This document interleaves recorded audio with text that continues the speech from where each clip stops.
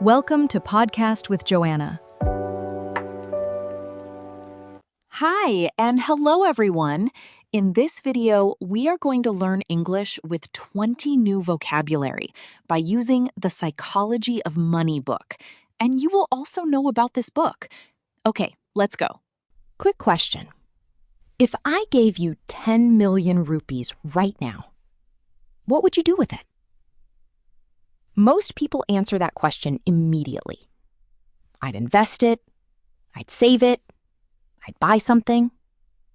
But here's what almost nobody asks. Why would you do that? Where did that answer come from? Was it logic? Was it what your parents taught you? Was it fear? Was it something you saw on Instagram? Because here's the truth, and this is what today's entire episode is about. The way you handle money has almost nothing to do with how smart you are.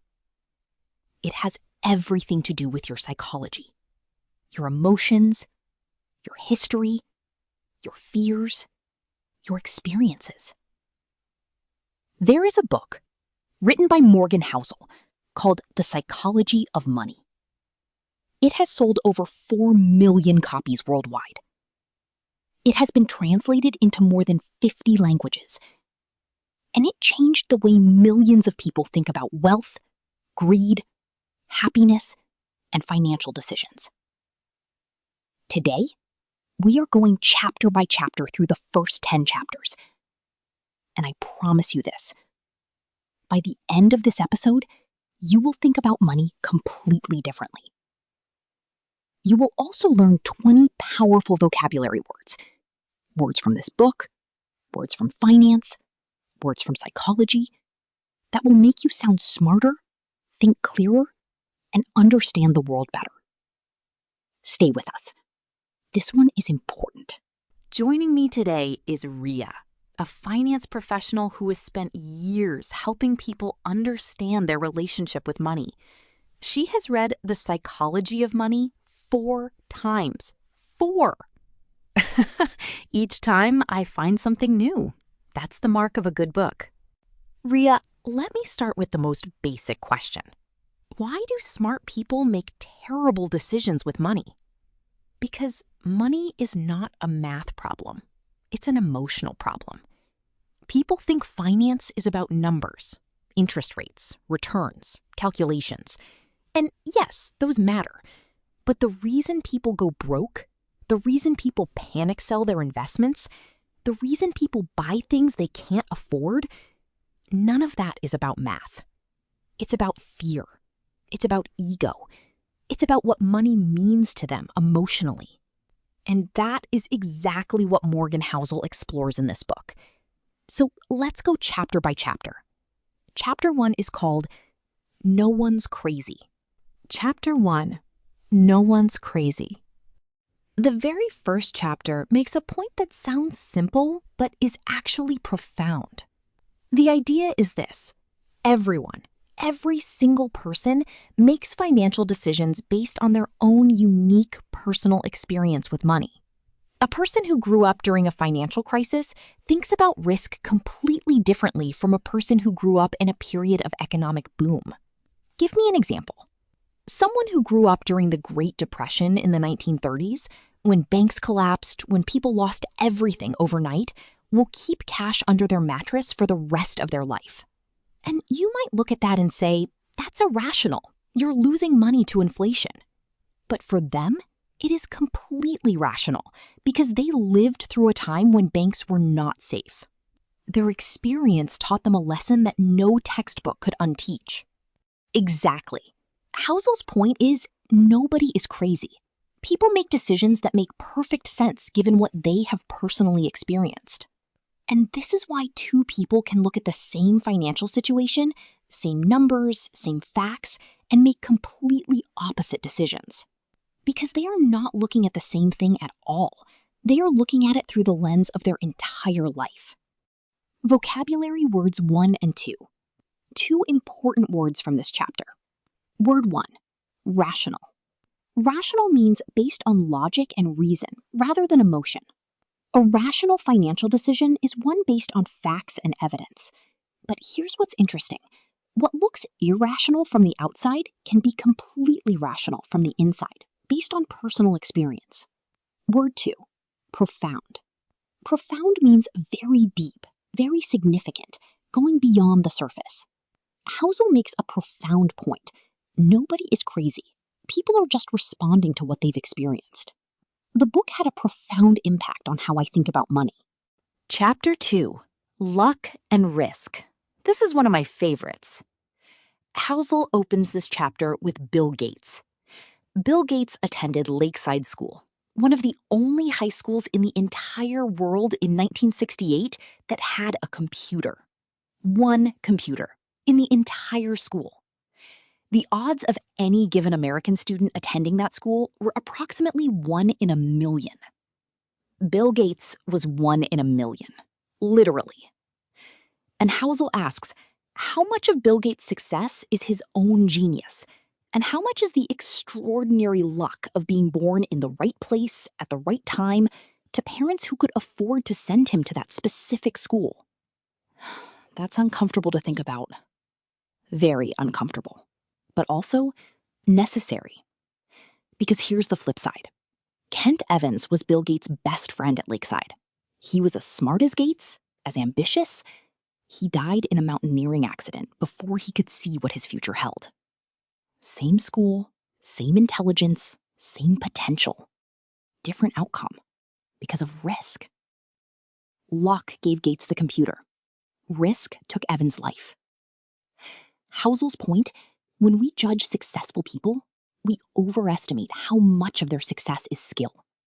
And when we judge failures, we overestimate how much of their failure is their fault. Luck and risk are the invisible forces shaping outcomes that we almost never acknowledge. Vocabulary. Word 3 and 4. Word 3. Overestimate.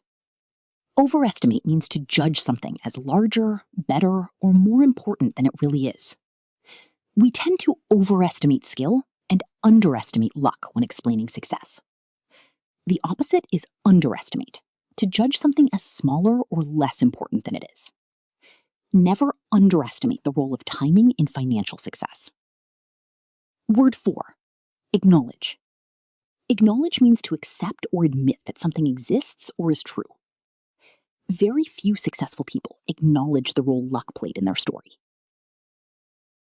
Chapter 3, Never Enough. This is the chapter that made me sit quietly for 5 minutes after reading it. Housel opens with a story about 2 men at a party. The novelist Kurt Vonnegut tells his friend Joseph Heller, another famous writer, that their host at the party, a hedge fund manager, made more money in a single day than Heller ever earned from his novel Catch-22 in its entire history. Heller says, "Yes, but I have something he will never have." Vonnegut asks, "What?" Heller says, "Enough." That word, enough. The point of the chapter is this. One of the most dangerous things in financial life is not knowing when you have enough. The goalpost keeps moving. You earn more, you want more. You earn that, you want even more. Chapter 3, Never Enough. This is the chapter that made me sit quietly for 5 minutes after reading it. Housel opens with a story about 2 men at a party. The novelist Kurt Vonnegut tells his friend Joseph Heller, another famous writer, that their host at the party, a hedge fund manager, made more money in a single day than Heller ever earned from his novel Catch-22 in its entire history. Heller says, "Yes, but I have something he will never have." Vonnegut asks, "What?" Heller says, "Enough." That word, enough. The point of the chapter is this. One of the most dangerous things in financial life is not knowing when you have enough. The goalpost keeps moving. You earn more, you want more. You earn that, you want even more. And it never stops. Housel tells the story of Rajat Gupta, a man who became the CEO of McKinsey, one of the most prestigious, highest-paying careers on Earth. He was worth hundreds of millions of dollars. And yet, he risked everything, committed insider trading, went to prison, because he wanted to be a billionaire instead of just very wealthy. He had hundreds of millions, and it wasn't enough. The chapter's lesson: the hardest financial skill is getting the goalpost to stop moving. Enough is not a small amount. Enough is a mindset. Vocabulary, word 5 and 6. Word 5, enough. In this context, enough is not just a quantity. It is a philosophy. Knowing when you have enough is one of the most powerful financial skills. She reached a point where she realized she had enough and stopped chasing more. Word 6, insider trading. Insider trading means illegally buying or selling stocks using private information that the general public doesn't have access to. Rajat Gupta was convicted of insider trading, using secret information to make financial gains. It is illegal because it gives an unfair advantage over ordinary investors. Chapter 4, and this one has a number that will break your brain. Warren Buffett, the greatest investor in human history. Net worth, approximately $100 billion. $100 billion. Here's the part nobody talks about. Warren Buffett started investing seriously at age 10. He is currently in his 90s. That means he has been investing for over 80 years. 80 years of investing. Now, here's the mind-bending part. Roughly 97% of Warren Buffett's wealth was accumulated after his 65th birthday. 97% after age 65. Which means, if he had started investing at 30, like most people, and retired at 65, like most people, you would never have heard of him. He would have been worth about $11 million. Comfortable. Not famous. It's not that he's the world's best investor. He is a good investor. But the real secret is time. He started early, he never stopped, and compounding did the rest. Explain compounding like I'm 10 years old. You put 100 rupees in a savings account. It earns 10% interest. Now you have 110 rupees. Next year, you earn 10% on 110 rupees, not just on the original 100 rupees. So now you have 121 rupees. The year after, 10% on 121 rupees. You have 133 rupees. The growth accelerates over time because you're earning returns on your returns. It sounds small at first, and then suddenly it's enormous. That's compounding, the eighth wonder of the world, as Einstein reportedly called it. He who understands compound interest earns it. He who doesn't pays it. Vocabulary, words 7 and 8. Word 7, compounding.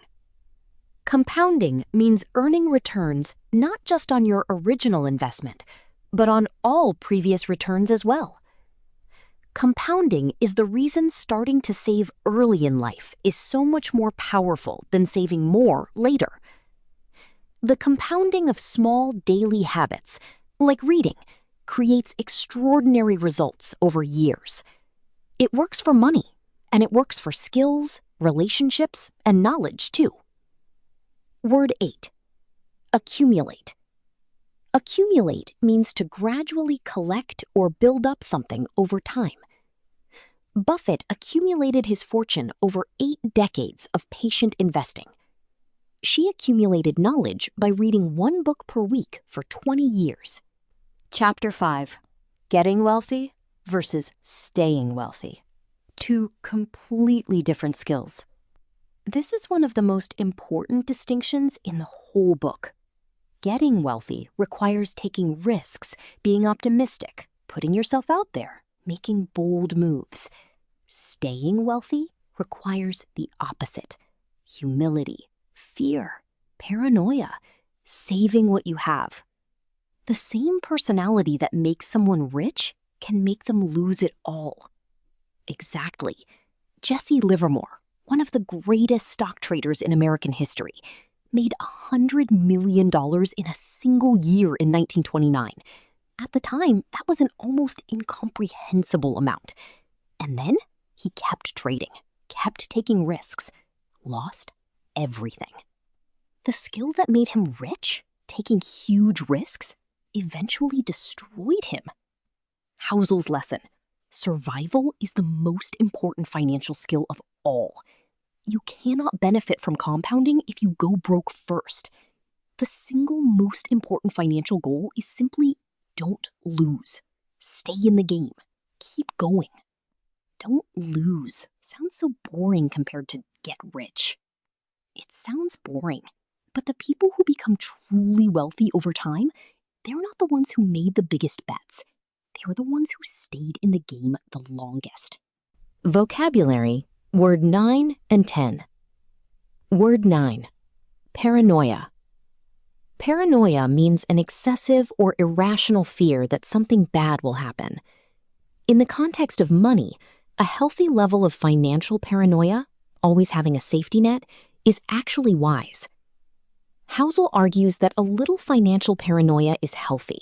Always plan for things to go wrong. Word 10, distinction. Distinction means a clear difference between two things. Housel makes an important distinction between getting wealthy and staying wealthy. They require completely opposite mindsets. There is a crucial distinction between income and wealth.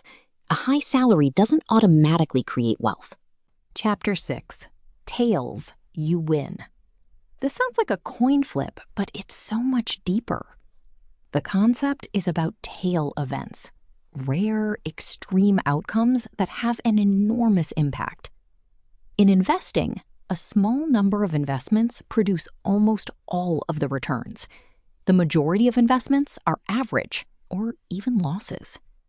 So even professional investors get most of their picks wrong? Yes. Housel cites research showing that in venture capital, investing in startups, roughly 65% of investments lose money, and about 6% of investments produce nearly all of the returns. 6% of picks, creating almost everything. Amazon invested in hundreds of companies. Most failed. But Google and Uber, two of their investments, returned hundreds of billions. That's a tail event. One rare, massive winner that changes everything. So the lesson is, you don't need to be right all the time. You need to be right one important time. And you need to stay in the game long enough for that one big moment to arrive, which again connects back to survival. Vocabulary, word 11 and 12. Word 11, venture capital. Venture capital is money invested in early-stage companies, startups, in exchange for a share of ownership. It is high risk because most startups fail, but high reward because the ones that succeed can be worth billions. Venture capital investors know that most of their investments will fail, but one big success can pay for all the losses. Word 12, tail event. A tail event is an extremely rare occurrence that has a disproportionately large impact, either very positive or very negative. The 2008 financial crisis was a tail event, rare, unexpected, and devastating. Winning a lottery is a positive tail event, rare but life-changing. Chapter 7. And this might be my favorite chapter in the entire book. Housel argues that the highest form of wealth is the ability to wake up every morning and say, I can do whatever I want today. Not a big house, not a fancy car, not designer clothes. Control over your time. That is the real dividend of money. He cites research by a psychologist named Angus Campbell, who studied human happiness in the 1980s. Campbell expected to find that happiness was linked to income, education, or geography. What he found instead, the strongest predictor of happiness, was having a sense of control over your own life. Control, not money. Control. And here's the painful part. Most people, even high earners, trade away control for money. They take the high-paying job that demands 70-hour weeks. They make more money, but they lose the ability to decide how they spend their hours. More money, less freedom. And somehow that feels like success. Housel calls this one of the great ironies of modern life. People want Vocabulary, word 13 and 14. Word 13, autonomy. Autonomy means the right or ability to make your own choices and govern yourself. True financial freedom is not about luxury, it's about autonomy, choosing how you spend your time.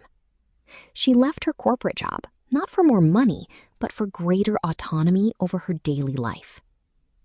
Word 14, dividend. A dividend is a regular payment made to shareholders from a company's profits, but Housel uses it more broadly, the reward or benefit that comes from something. He calls time control the real dividend of wealth, the reward that actually makes life better. Investing in your health now pays dividends in energy and quality of life later. Chapter 8, The Man in the Car Paradox. This one is going to make a lot of people uncomfortable, including me when I first read it. Housel asks us to imagine, when you see someone driving a beautiful, expensive car, what do you think? Honestly, I think, wow, they must be successful. I admire them a little. Right, and that's the paradox. You think about the person, but the person in the car? They didn't buy it so you could admire them. They bought it so they could be admired. But you didn't think about them at all. You thought about what you would look like driving that car. Oh, nobody is admiring you as much as you hope they are.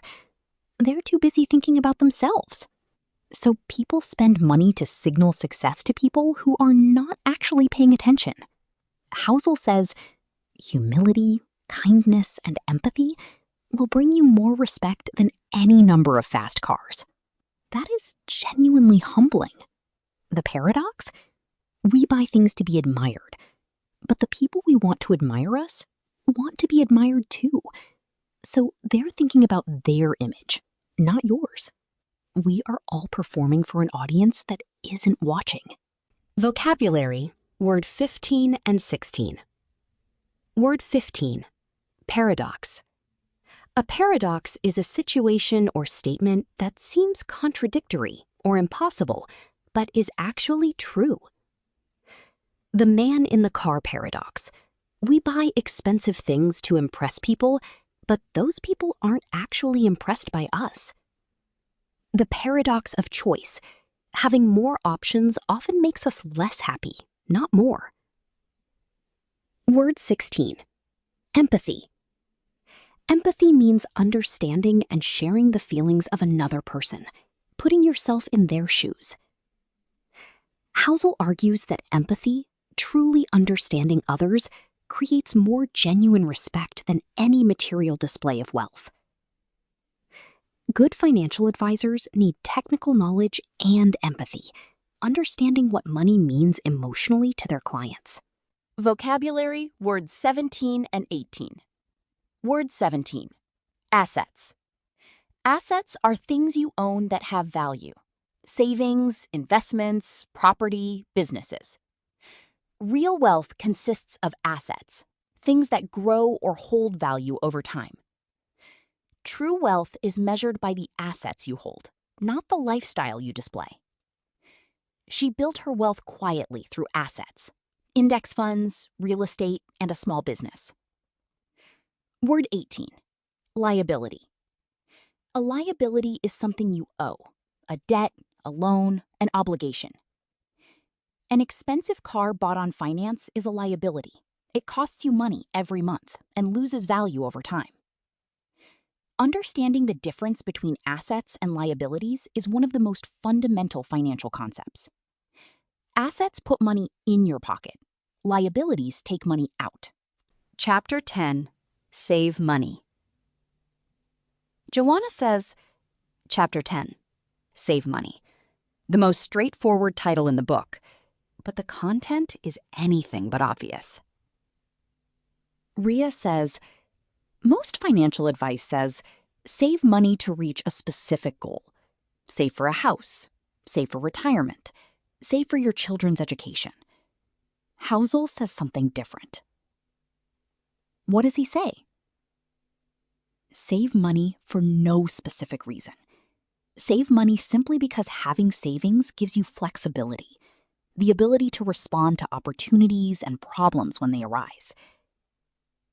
Not saving for something, saving for anything. Exactly, because life is unpredictable. The best opportunities, the most important moments, they often arrive unplanned. A friend starts a business and needs a co-founder. A dream job opens up but requires you to quit your current job before the income starts. A health crisis hits your family. Without savings, you cannot respond to any of these. With savings, you have options. Options are power. And here's Housel's other key point in this chapter. The best way to build savings? Want less. Not earn more. Want less. Because no matter how much money you earn, if your desires always expand to match your income, you will save nothing. Lifestyle inflation. As people earn more, they spend more, and the savings never grow. The antidote to lifestyle inflation is not earning more. It is being genuinely content with what you have. Which brings us all the way back to chapter 3. Enough. The book circles back to itself beautifully. Vocabulary, word 19 and 20. Word 19, flexibility. Flexibility means the ability to change, adapt, or respond to new situations. In personal finance, flexibility means having resources, usually savings, that allow you to respond to life's unpredictable moments. Financial flexibility is more valuable than any specific financial goal. It means you're ready for whatever life brings. She maintained financial flexibility by keeping 6 months of expenses in savings at all times. Word 20. Lifestyle inflation. Lifestyle inflation means spending more money as you earn more, so that your expenses always rise to meet your income, leaving no extra savings. He got a 30% salary increase and immediately bought a bigger flat and a new car. That's lifestyle inflation. The key to building wealth is resisting lifestyle inflation, keeping your expenses stable even as your income grows. Next week, part 2 of The Psychology of Money. We go into chapters 11 through 20. We talk about why reasonable is better than rational when it comes to money decisions, the seductive story we all tell ourselves about the future, and why it's almost always wrong. Why the price of good investment returns is not money. It's emotional suffering. And the most powerful concept in the entire book, one word that can change your entire financial life. I won't tell them the word yet. She won't tell you the word. You have to come back for part 2. If today's episode made you think differently, even slightly, please subscribe to Podcast with Joanna on Spotify, YouTube, and Apple Podcasts. Share it with one person in your life who needs to hear this, because this is not just about money. This is about how we live. See you next week. See you next week. And remember, you probably already have enough. You just haven't noticed yet. That's the line of the episode right there. Outro music. Warm, thoughtful, fades.